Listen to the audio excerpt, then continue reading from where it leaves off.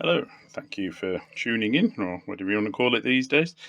This is going to be a video about how to use, or how I'm using my MPC One with my AE Modular.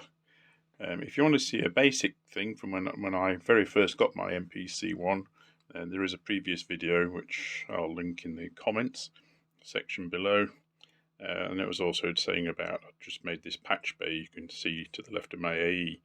That's because there's 8 CV trigger possibilities from the MPC One, and I made this patch bay rather than need 2 4IO sockets from the on the AE Modular rack. So don't do this if you're not keen on the electronics and things, because there are some risks. Even though the MPC is 0 to 5 volts like the AE, the biggest thing is needing a common ground.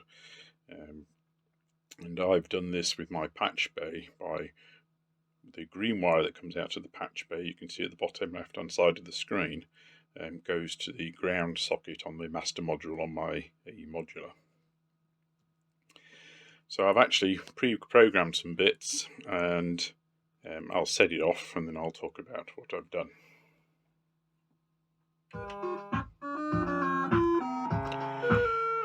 So what you're hearing now is the AE Modular doing the bass line of sorts, which you can see the sequence 16 stepping along, and that's getting clocked from a trigger out on the MPC One, and you can set that to whatever you want. It's not like having a clock out where you're getting 24 pulses a quarter note like MIDI or whatever.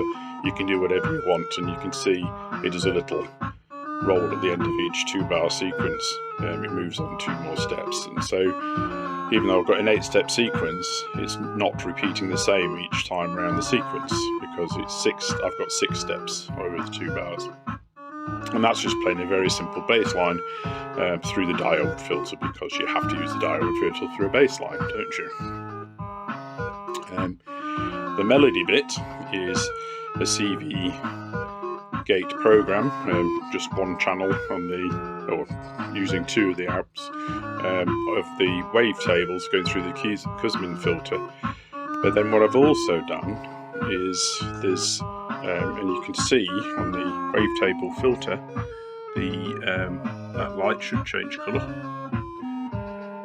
Yeah, it is doing. Yes, there you go. It is changing colour, so it's not that obvious. It shows them better in real life than it does on the screen. That's because what I've done is I've got another CV out from the MPC changing the waveform on the wavetables, and I wouldn't say it's very subtle, but it's fairly subtle. The trouble, this isn't a piece of music I'm proud of or anything. This is just purely to find things that demonstrate quite clearly what's going on. I'm just going to stop it for a second. So I'll show you some of the program now. This is what's going to be my percussion synth, and I did mention this in the previous video, but these purple wires are from the patch bay again. It's still got the same common ground, because that ribbon cable you can see on the right hand side, that's joining this rack to the to my main AE rack, and so that provides the ground via the bus cable that you can see in the gap in the modules there. Just in case you don't know, that wire there where you plug your modules into, that sits in the back of the case, that carries several wires, and one of them's the common ground, and that's why AE patch wires only need to be 1 wire. Most synths like Eurorack and everything else need a 2-wire cable, and that's why they have 2 prongs on the socket. If you look at on the jack, well, I'll get to one, hang on, give me a sec.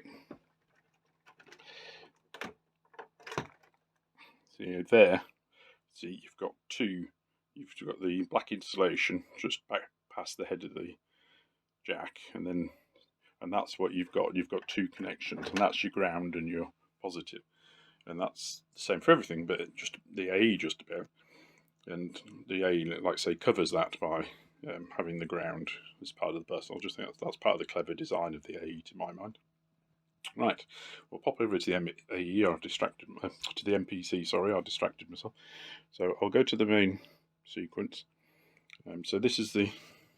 I've got several things going on, and you can see my scribbled notes on the left-hand side of the screen there. I actually haven't got my glasses on to read the thing myself.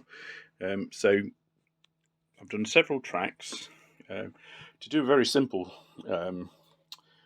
drum program on the MPC as a doddle, and I talked about that in my previous video, which isn't that great a production quality, but I was doing it quickly and I was all excited, and it was all new and fun and interesting. So, but it's got correct information in it. Because I'm now messing with CVs, things get slightly more complicated, as you might expect, and I didn't want just 8 trigger outs. So what I've done is I've separated them out on the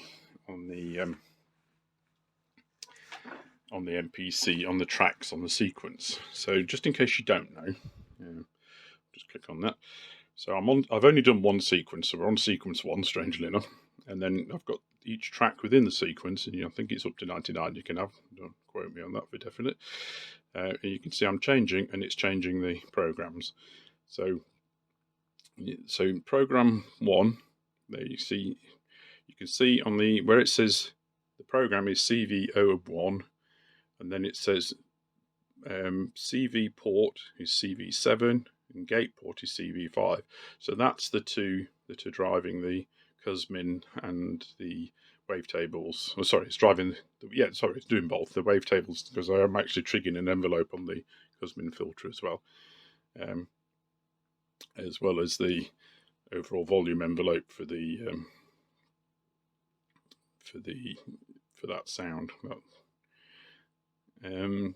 So track 2, you can see there's no CV, it's just a trigger out, and that's the on CV3, and that trigger out is what's driving the sequence 16. Track 3, you can see it's just a CV, and it's going to CV4, and CV4 is actually doing frequency modulation. So not only have I got the pitch on the CV, I've actually got some frequency modulation. Now, if I'd have attached a USB keyboard and it had a modulation wheel on it, I could have actually done it like that. But all I did was I just played the pads, and it put some notes in, and it just varied it a bit more. And that's quite handy if you just want to do a little twiddle in it rather than change the notes per se. And one of the things I've got to look into for another later time is whether you can program these Q-Link knobs. These 4 knobs here are what they call Q-Link knobs, and you can see when you touch them, it comes up on the screen what they're for. And what I want to do is I'm going to see if I can program one as a modulation wheel, but I haven't looked into that yet. I've only had the MPC One about 3 weeks at the point and not had that much time with it. Anyway, so track 4.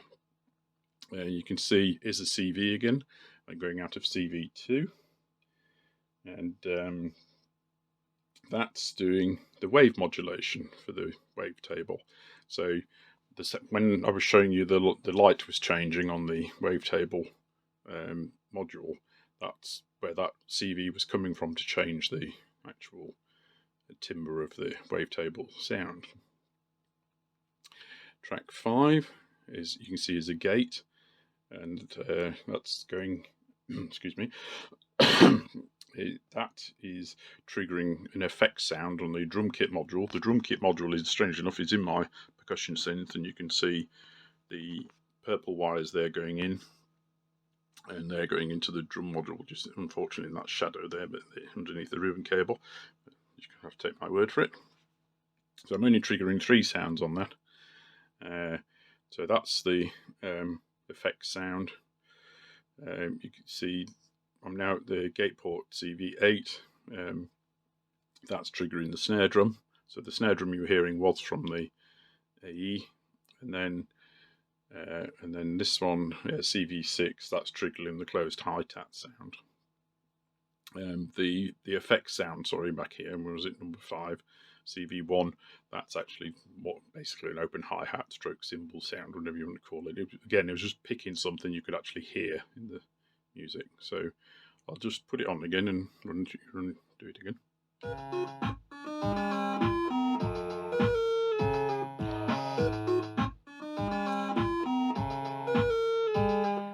So if I stay on this one, sorry, it's hard to do this through the screen. So I can mute. Right, so there's no hi-hat now. I'll turn that back on again. See, no snare drum because I've just muted the snare drum. So I wanted to mute the melody line. So and there's obviously various other things you can do, but it's quite hard to demonstrate. But essentially the key point here is you can do virtually everything you normally do in the MPC with any sounds and the programs you have within the MPC, you can do with Gate and CV as well. So what I've done is you can demonstrate, you can obviously combine everything. So on this here, you can see I've got the Mellotron, and that's what's making that sound every now and again. I've got a Mellotron, that's a plug-in on the MPC. And I do actually have the bass drum, because I'm not that keen on analog bass drums, they're not deep enough for me. And so the bass drum is actually from the MPC as well. But just to show you, it all keeps in time beautifully. And it's an absolute double, basically. Like so many things, it's easy to get lost, because of course what you can do, if I go to the bass line, so I'll just mute the lead line.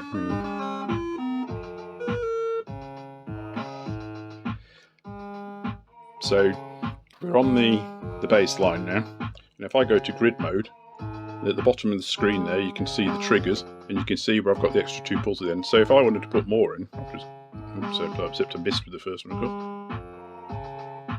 So now I've got 7, and if I wanted them to be really boring, and not being really boring, I'm just going to put thousands of them. I mean, personally, I prefer to play them in with the pads, but this is quite handy if you've got this minor timing issue, or you just want to try something like I'm just demonstrating here. Drive me nuts now, but there you go. So just to show you, that's exactly the same as how you can do stuff inside the MPC as well. So it's a brilliant facility. Actually, if I press undo, it might get rid of it. Just redoing it. I'm trying to see how far I can go back. Oh, there we go. Brilliant. Okay. See, as I say, I'm still learning the MPC myself. It's one of the things I love about the MPCs is undo. Saved my life a few times, or at least my irritation level. Sorry, I've gone to main screen now, so let me go back to the program. So I'll just mute the. That's back. So again, just to show you, see there's it on the grid screen. The notes I played, and then if I go to the snare drum, where is he?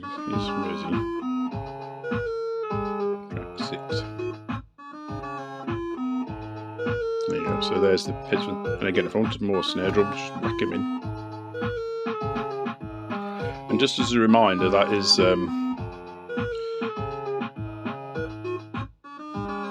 the AE being triggered. It's not the MPC, that particular thing.